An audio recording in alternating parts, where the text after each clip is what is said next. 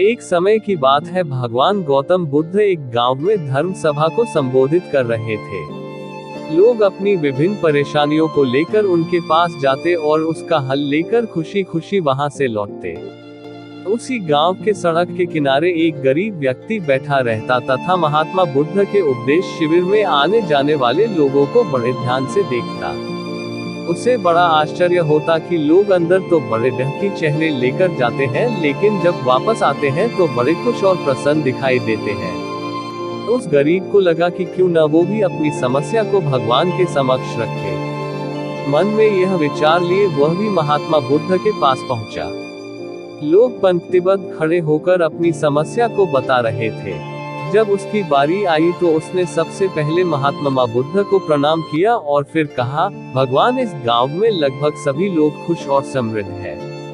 फिर मैं ही क्यों गरीब हूँ। इस पर उन्होंने मुस्कुराते हुए कहा, तुम गरीब और निर्धन इसलिए हो क्योंकि तुमने आज तक किसी को कुछ दिया ही नहीं। इस पर वह गरीब व्यक्ति बड़ा आश्चर्यचकित हुआ और बोला, भगवान, मेरे पास भला दूसरों को देने के लिए क्या होगा। मेरा तो स्वयं का गुजारा बहुत मुश्किल से हो पाता है। लोगों से भीख मांगकर अपना पेट भरता हूँ। भगवान बुद्ध कुछ देर शांत रहे, फिर बोले, तुम बड़े अज्ञानी हो। औरों के साथ बांटने के लिए ईश्वर ने तुम्हें बहुत कुछ दिया है। मुस्कुराहट दी है जिससे तुम लोगों में आशा का संचार कर सकते हो।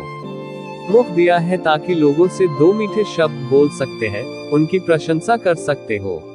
दो हाथ दिए हैं, लोगों की मदद कर सकते हो। ईश्वर ने जिसको ये तीन चीजें दी है वह कभी गरीब और निर्धन हो ही नहीं सकता। निर्धनता का विचार आदमी के मन में होता है, यह तो एक भ्रम है, इसे निकाल दो। कभी भी मन में निर्धनता का भाव उत्पन्न न होने दो, गरीबी अपने आप दूर हो जाएगी। भगवान बुद्ध का संदेश सुनकर उस आदमी का चेहरा चमक उठा और उसने इस उपदेश को अपने जीवन में उतारा, जिससे वह फिर कभी दुखी नहीं हुआ।